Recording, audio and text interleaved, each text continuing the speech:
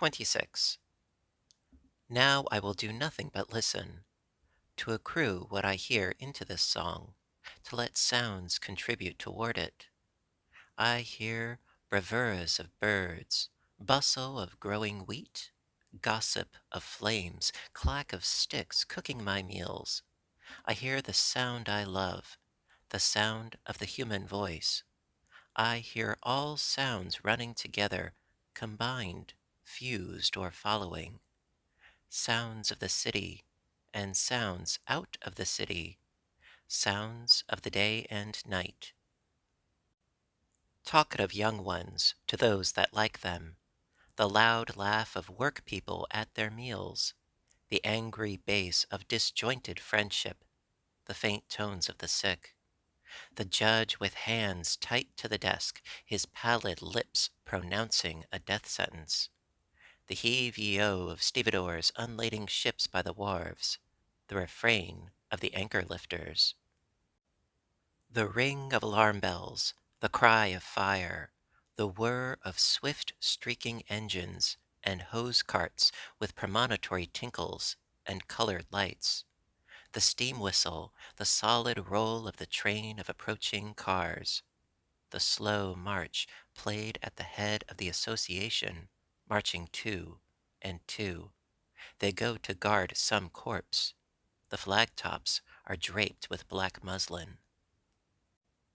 I hear the violoncello, 'tis the young man's heart's complaint. I hear the keyed cornet, it glides quickly in through my ears. It shakes mad sweet pangs through my belly and breast. I hear the chorus. It is a grand opera. Ah, this indeed is music. This suits me. A tenor, large and fresh as the creation fills me. The orbic flex of his mouth is pouring and filling me full. I hear the trained soprano. What work with hers is this? The orchestra whirls me wider than Uranus flies. It wrenches such ardors from me I did not know I possessed them. It sails me. I dab with bare feet. They are licked by the indolent waves. I am cut by bitter and angry hail. I lose my breath. Steeped amid honeyed morphine, my windpipe throttled in fakes of death, at length let up again to feel the puzzle of puzzles, and that we call being. 27. To be in any form, what is that? Round and round we go, all of us, and ever come back thither. If nothing lay more developed, the quahog in its callous shell were enough. Mine is no callous shell. I have instant conductors all over me, whether I pass or stop. They seize every object and lead it harmlessly through me. I merely stir, press, feel with my fingers, and am hungry. To touch my person to someone else's is about as much as I can stand. 28. Is this then a touch, quivering me to a new identity? Flames and ether making a rush for my veins, treacherous tip of me reaching and crowding to help them. My flesh and blood playing out lightning to strike what is hardly different from myself. On all sides prurient provokers, stiffening my limbs, straining the udder of my heart for its withheld drip, behaving licentious towards me, taking no denial, depriving me of my best as for a purpose, unbuttoning my clothes, holding me by the bare waist, deluding my confusion with the calm of the sunlight and pasture fields. Immodestly sliding the fellow senses away, they bribed to swap off with touch and go, and graze at the edges of me.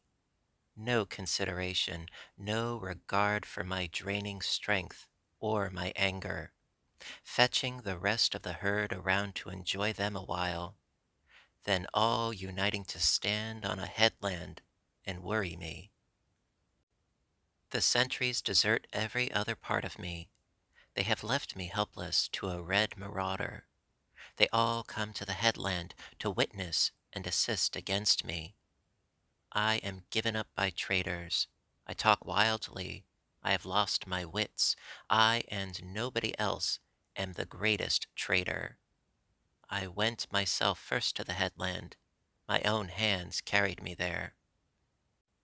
You villain touch, what are you doing?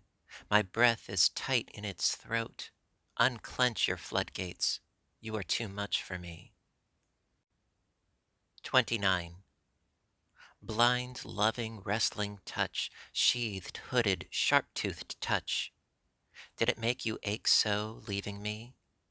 Parting tracked by arriving, perpetual payment of perpetual loan, rich showering rain, and recompense richer afterward. Sprouts take and accumulate, stand by the curb, prolific and vital. Landscapes projected masculine, full-sized and golden. 30. All truths wait in all things. They neither hasten their own delivery nor resist it. They do not need the obstetric forceps of the surgeon. The insignificant is as big to me as any. What is less or more than a touch? Logic and sermons never convince. The damp of the night drives deeper into my soul. Only what proves itself to every man and woman is so. Only what nobody denies is so.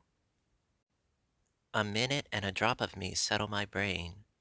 I believe the soggy clods shall become lovers and lamps, and a compend of compends is the meat of a man or woman, and a summit and flower there is the feeling they have for each other, and they are to branch boundlessly out of that lesson until it becomes omnific, and until one and all shall delight us, and we them.